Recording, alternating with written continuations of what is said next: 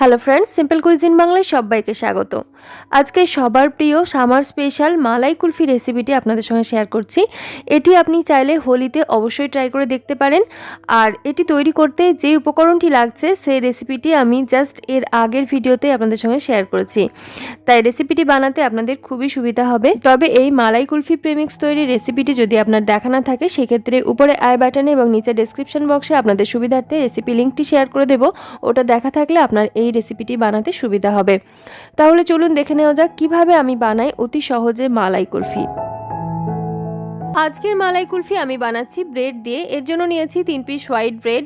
আর প্রথমেই ব্রেডের সাইডের অংশটা আমি কেটে বাদ দিয়ে নিচ্ছি।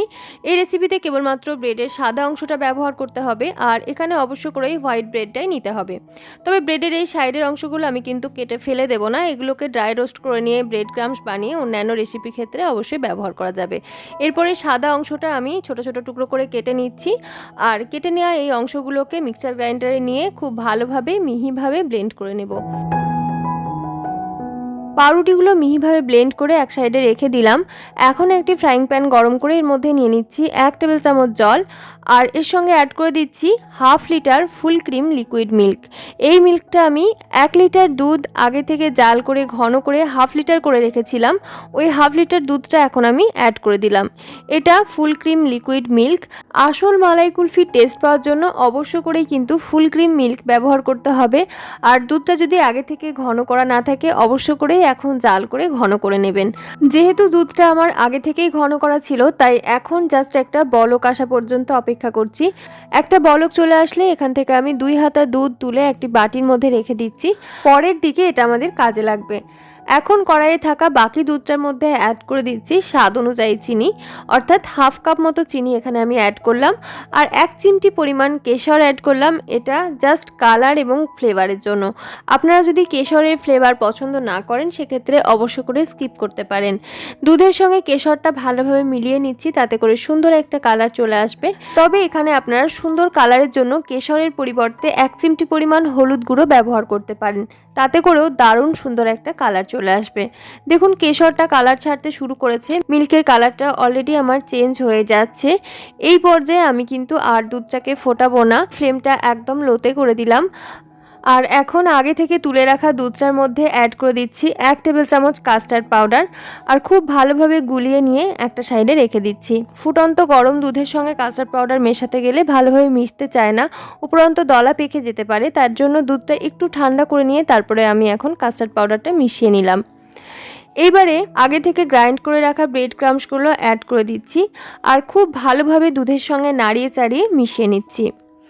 দুধের সঙ্গে ব্রেড ক্রাম্পসগুলো খুব ভালোভাবে নাড়িয়ে চাড়িয়ে মিশিয়ে নেওয়ার পর এখন আরও অ্যাড করে দিচ্ছি আগে থেকে রেডি করে রাখা ঠান্ডাই প্রেমিক্স বা ঠান্ডাই কুলফি প্রেমিক্স, যেটা আমি আপনাদের সঙ্গে শেয়ার করেছিলাম। গ্রীষ্মকালে সারাদিন চনমনে থাকতে আপনাদের খুবই হেল্প করবে এই রেসিপিটি। অবশ্যই এটা আপনারা বাড়িতে বানিয়ে রেখে দিতে পারেন, বাচ্চা থেকে বড় সবাইকে সুস্থ রাখতে এটা ভীষণভাবে হেল্প করবে।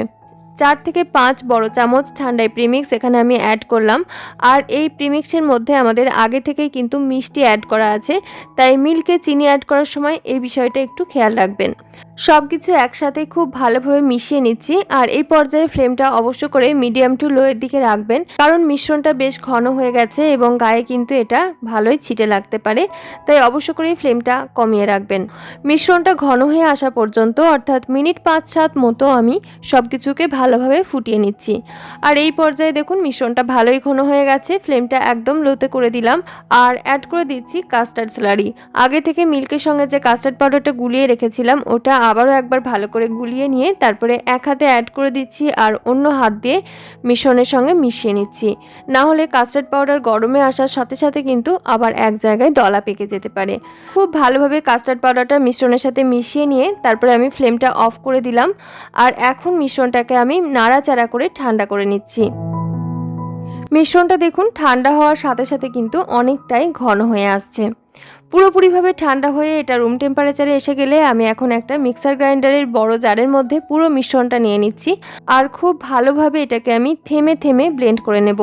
একদম মিহিভাবে ব্লেন্ড করে নিতে হবে, এর মধ্যে যেন কোনো প্রকার দানা অংশ থেকে না যায়, অর্থাৎ একদম স্মুথ ক্রিমি টেক্সচার আসা পর্যন্ত এটাকে ব্লেন্ড করে নিতে হবে।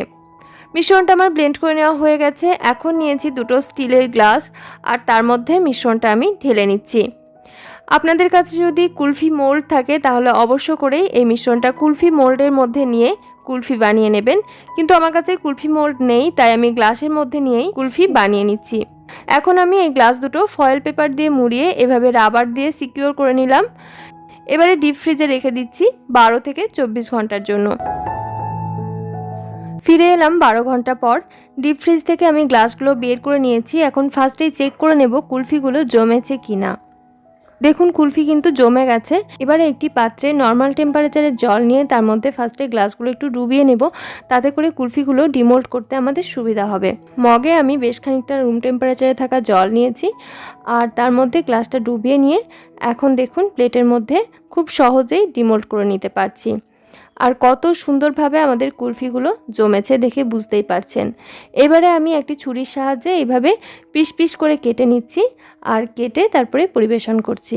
আমি এইভাবে রাউন্ড করে কেটে নিচ্ছি, তবে আপনারা চাইলে অন্য কোনো শেপে সুন্দরভাবে কেটে নিতে পারেন, অথবা নিজেদের পছন্দ মতো সুন্দর আকৃতির কোনো পাত্রে জমতে দিতে পারেন, তাতে করে কুলফিগুলো দেখতে আরও বেশি সুন্দর লাগবে। আমি উপর থেকে কয়েকটা আমন্ড ছড়িয়ে পরিবেশন করছি, তবে আপনারা চাইলে পিস্তা কুচি, স্যাফরন, রোজ প্যাটেলস এসব দিয়ে পরিবেশন করতে পারেন, তাতে করে কুলফিগুলো দেখতে আরও বেশি সুন্দর লাগবে। আজকের এই মালাই কুলফি তৈরির রেসিপিটি আপনাদের কেমন লাগলো অবশ্যই জানাবেন। রেসিপি ভালো লাগলে চ্যানেলটি সাবস্ক্রাইব করে সাথে থাকার অনুরোধ রইল। আজকের মতো এখানেই বিদায় নিচ্ছি। দেখা হচ্ছে খুব তাড়াতাড়ি নতুন আরও একটি রেসিপির সঙ্গে। সকলে খুব ভালো থাকবেন, সুস্থ থাকবেন। ধন্যবাদ।